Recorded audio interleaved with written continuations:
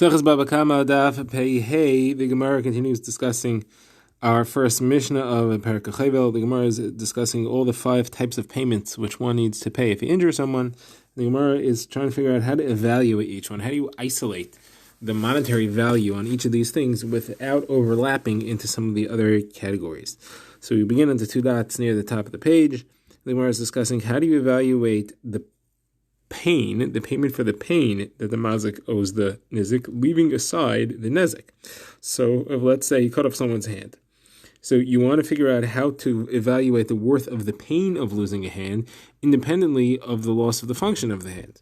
So how do you keep those two things as separate? So the Gemara is going to try 4 options before the Gemara settles.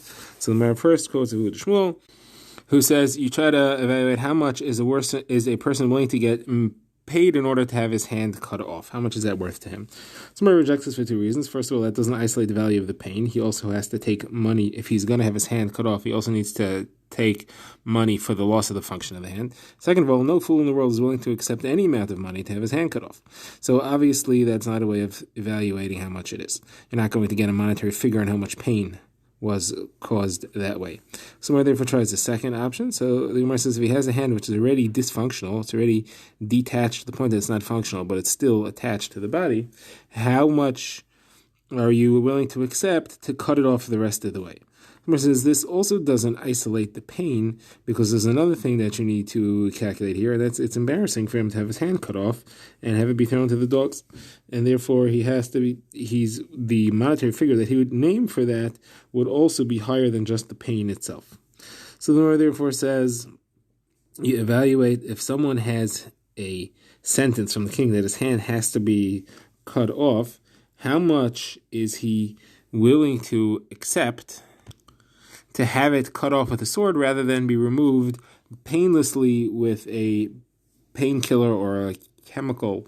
Meaning, how much is he willing to pay to have the pain of the hand, which he's going to lose anyway, and to suffer the pain which he could have otherwise avoided? So the Gemara says, again, there's no figure for that. A person is never going to accept any amount of money for that pain to be caused to him. Once it happened to him, there's a limit to how much it's worth. But to actually choose electively to have that pain, that's impossible.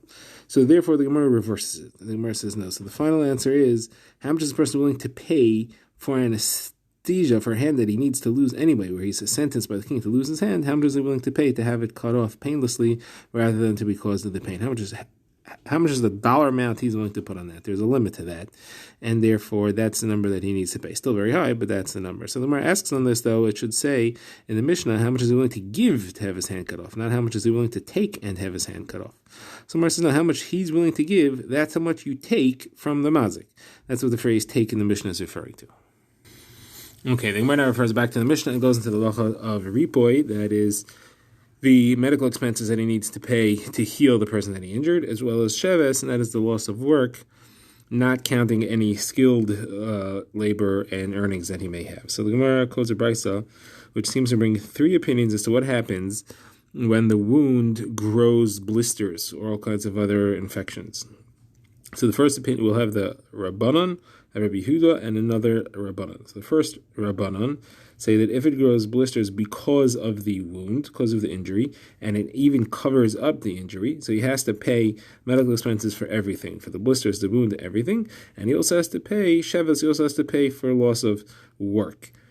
And that is true, again, if it is because of the makkah, the blisters which grew is because of the injury. If it was not because of the injury, then he doesn't have to pay anything. He doesn't have to pay medical expenses, and he doesn't have to pay for loss of work. Now, Rabbi Yehuda disagrees about the sheves, the loss of work expenses. He says if it was machmas hamach, it was because of the injury, he still only has to pay the medical bills. He does not have to pay for the loss of work. So he seems to be arguing on blisters that grew because of medical expenses that you have to pay for loss of work or not. And then you have the third opinion, which is a bit unclear as to what they're saying.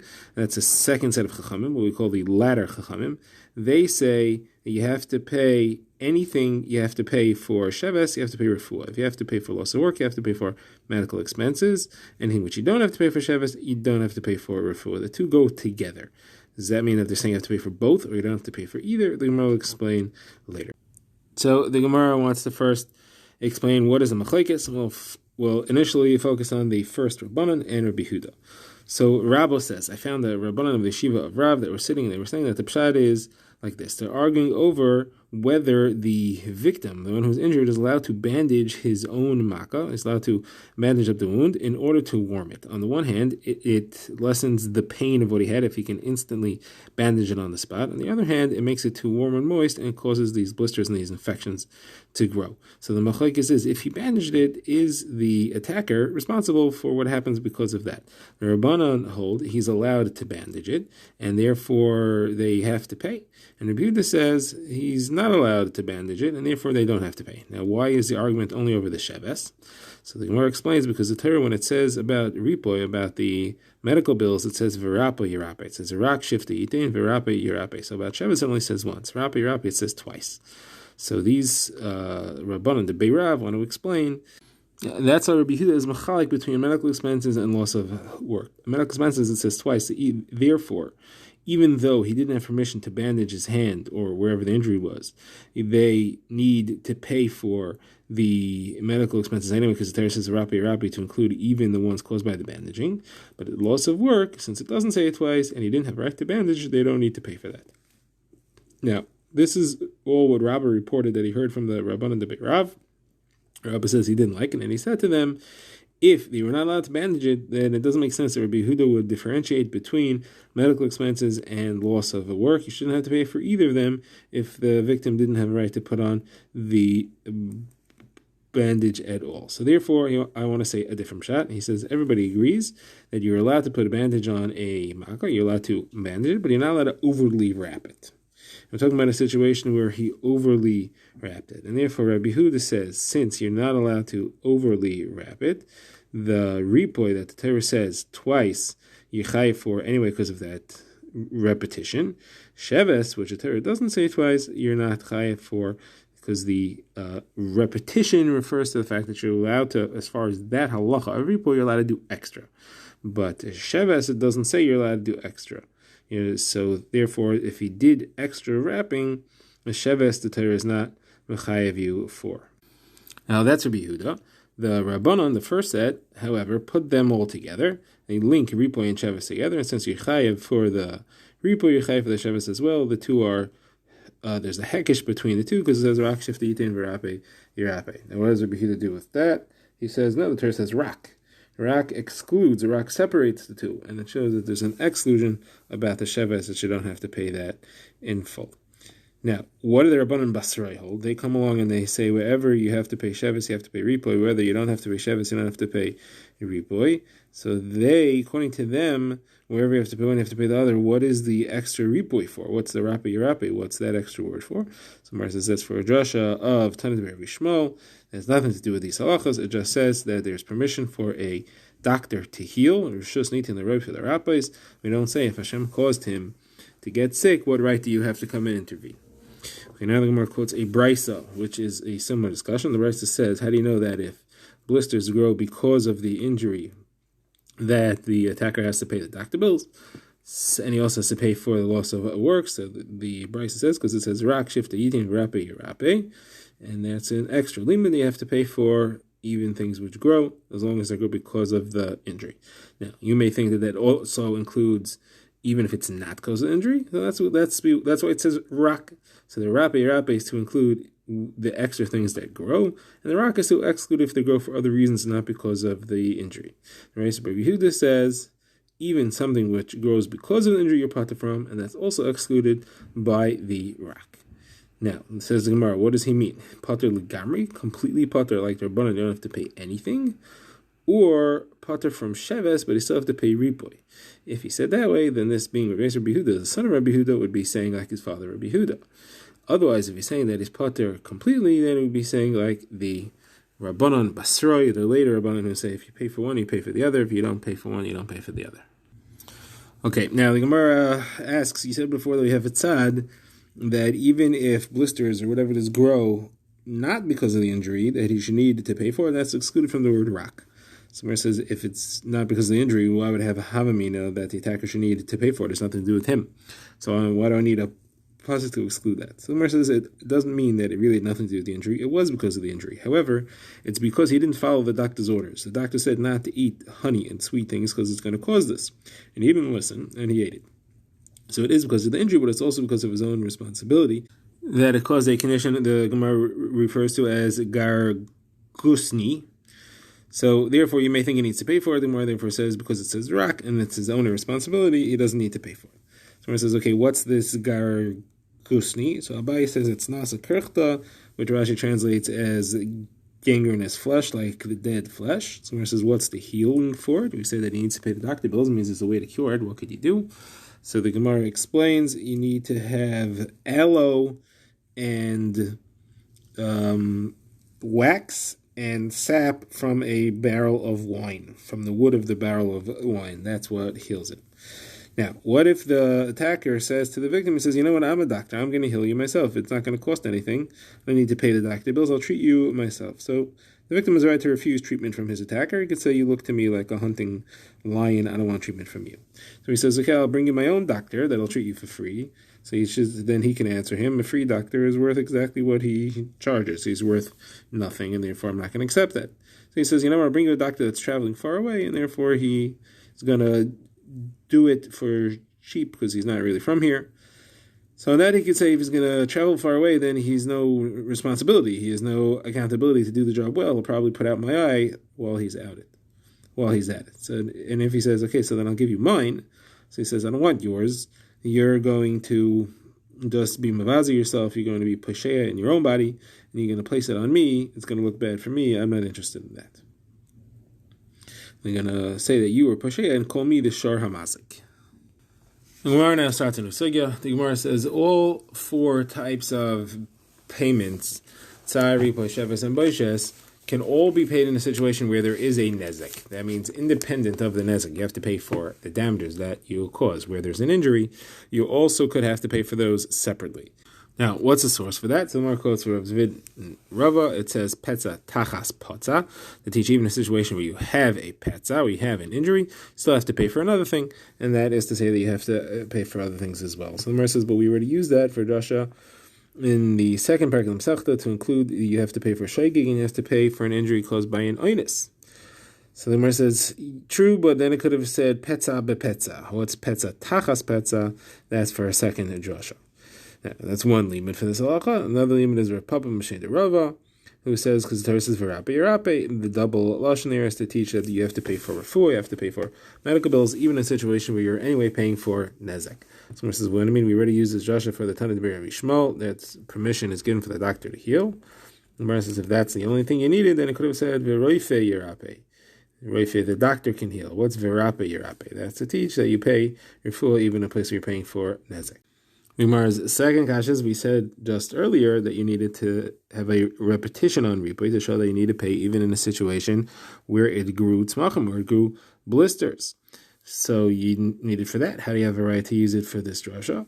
So Gemara says again, if it would be just for that, it could have said rafa, or it could have said yirape. The changing of language from virape, yirape, that is to teach that you can pay for refuah even if you're paying for the nezik anyway. So now says the Gemara, the fact that you need a special drasha to teach me that you pay for these things even when there is a nezik means that it could exist with a nezik or without a nezik, and you would have therefore thought that it's only when there's no nezik you have to pay these things. Kamashman is even when there is a nezik. What's a case where you could have each of these types of things, tsar, ripo, sheves, and baishas, where there's no injury caused at all? You have to tell me that no, even with an injury you need to pay. So the Gemara says you could find each one of them. Tsar could be, like we said in the mission, that he hit him with a hot spit, or he hit him with a nail in a place where it doesn't cause an injury, like on his fingernail. Now, ripoy, where you have to pay the doctor bills without an injury, that's if he caused him pain, or he caused him an injury where he had an injury, he had a pre-existing injury and it was healing, and he came and he put a chemical on it that made it turn white. He has to put another chemical on it to make it turn back to the normal color, so that he's not actually injuring anything, it's just a discoloration, and there is pain involved in that.